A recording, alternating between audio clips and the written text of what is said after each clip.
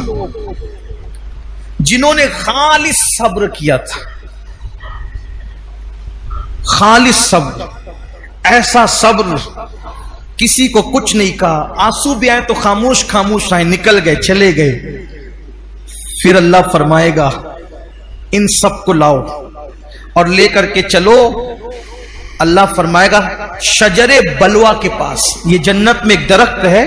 جس کی جڑیں سونے کی ہے اور اس کے پتے چاندی کے ہیں، اور اتنا وسیع ہے وہ درخت کہ 100 سال تک کے گھوڑا جتنی لمبائی میں دوڑایا جائے گا، اتنا وسیع ہے۔ اللہ تعالیٰ فرمائے گا ان کو کہو یہاں بیٹھے،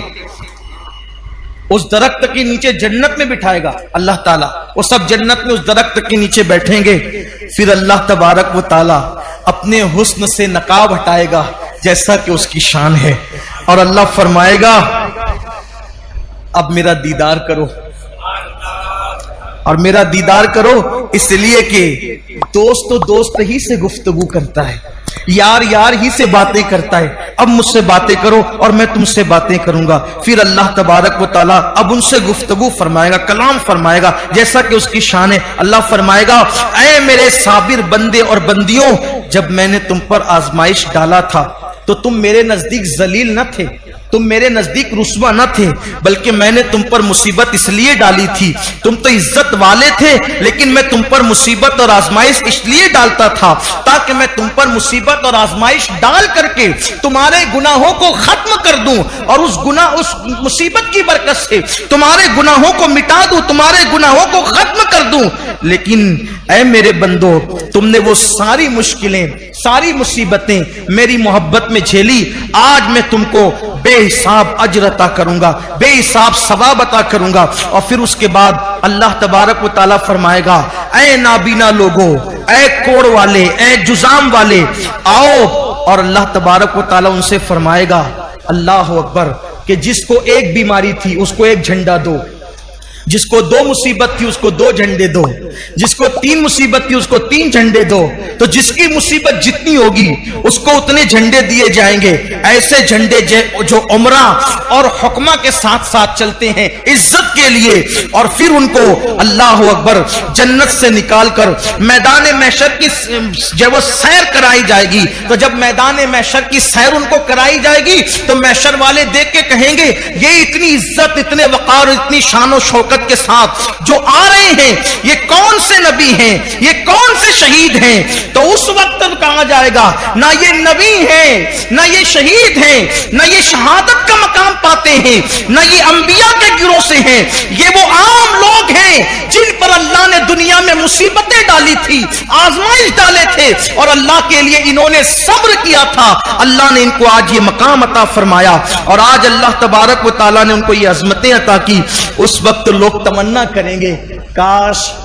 ہم پر بھی کوئی مصیبت آتی، اور حتیٰ کہ ایسی مصیبت آتی کہ اللہ اکبر ہمیں کینچیوں سے کاٹ دیا جاتا، اور پھر اس کے بعد پھر یہ ہوگا اللہ فرمائے گا لے جاؤ ان کو جنت کے دروازے پہ لے جاؤ۔ وہ جنت کا دروازہ کھٹکھٹائیں گے، مالک خازن جنت حضرت رضوان کہیں گے کون ہو تم لوگ؟ تو دوسرے فرشتے کہیں گے یہ وہ لوگ ہیں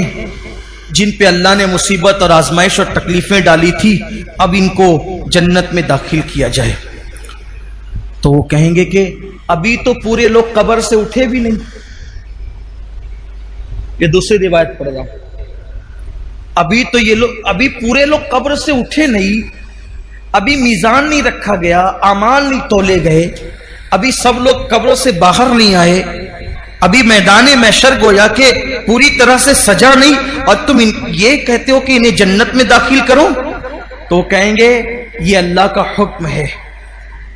اللہ تعالیٰ نے اعلان کیا ہے کہ جن پہ اللہ نے آزمائش، مصیبت اور تکلیف دنیا میں ڈالی تھی اور انہوں نے صبر کیا تھا، اللہ تعالیٰ ان کا نام اعمال کھولے گا ہی نہیں، ان کا نام اعمال میزان پہ رکھا ہی نہیں جائے گا، उनसे कुछ हिसाब ही नहीं होगा, उनसे कुछ पूछा ही नहीं जाएगा, उनसे कुछ नहीं कहा जाएगा और वो सीधा जन्नत में दाखिल होंगे। इनके लिए जन्नत के दरवाजे खोल दिए जाएं ताकि ये सुकून और चैन के साथ अपने अपने महल्लात के अंदर, जन्नती घरों के अंदर बैठे। और फिर मेरे आका अलैहिस्सलाम फरमाते हैं वो लोग 500 साल पहले सब जन्नत में चले जाएंगे, हत्ता के लोगों का इधर हिसाब व किताब हो रहा होगा और वो जन्नत में बैठे बैठे वो सब मुशाहिदा कर रहे होंगे हिसाब व किताब का। तो उस वक्त सहाबे किराम रिदवानुल्लाहि ताला अलैहिम अजमईन ने अर्ज किया कि या रसूल अल्लाह, कौन सी चीज मीजान पर सबसे ज्यादा भारी होगी? या रसूल अल्लाह, कौन सी चीज मीजान पर सबसे ज्यादा भारी होगी? तो मेरे आका सल्लल्लाहु अलैहि वसल्लम ने फरमाया कि सबसे ज्यादा अगर कोई चीज मीजान पे भारी होगी तो वो आजमाइशों पे सब्र करना भारी होगी। और जो दुनिया में जितना सब्र करेगा अल्लाह उसके लिए पुलसरात को उतना चौड़ा फरमा देगा। इसलिए अपनी जिंदगी के अंदर सब्र को, मुसीबतों और अल्लाह से दुआ करो कि मुसीबत ना आए, और मुसीबत आए तो सब्र, बीमारी आए, पैसे की किल्लत हो, अल्लाह ना करे औलाद ना हो, औलाद हो तो नाफरमान हो, अगर सब्र करो, किसी से शिकायत ना करो। आखिरी में अर्ज करना चाहता हूं, अगर कोई मुसीबत आती है तो मुसीबत अल्लाह के करीब करने के लिए, अगर हम मुसलमान हैं, मोमिन हैं, अल्लाह के पसंदीदा बंदे हैं, तो मुसीबत अल्लाह से करीब करने के लिए। जैसे लोहे के अंदर, लोहे को जब भट्टी के अंदर डाल दिया जाता है तो भट्टी से निकलने के बाद लोहा कैसे चमकने लगता है, ऐसे मोमिन आजमाइश और मुसीबत की भट्टी में डाला जाता है, चमकने लगता है। अल्लाह का जो जितना करीबी होगा वो उतना आजमाइश में गिरफ्तार होता रहेगा। जब आजमाइश में आ जाओ तो अल्लाह से दुआ करो कि अल्लाह हमें सब्र दे। अगर एक एक बुजुर्ग की आजमाइश बताऊं तो हैरत होगी, लेकिन एक बात अर्ज करता हूं आखिरी रिवायत पढ़ने से पहले। हजरत ज़करिया अलैहिस्सलाम, अल्लाह के पैगंबर, इमाम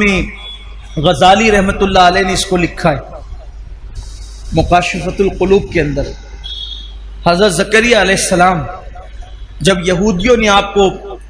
शहीद करना चाहा, कत्ल करना चाहा, दौड़ाते रहे, आपने छुपने की कोशिश की और हज़रत ज़करिया अलैहिस्सलाम ने जब दरख्त में जाकर के पनाह ली तो ज़करिया अलैहिस्सलाम को उस दरख्त के अंदर जब पता चला यहूद को कि इसमें छुपे हुए हैं तो उन्होंने ऊपर से आरा चला दिया। जब आरा चलाया तो सर पे जब आरा चलने, आरा सर पे, सोचिए जरा,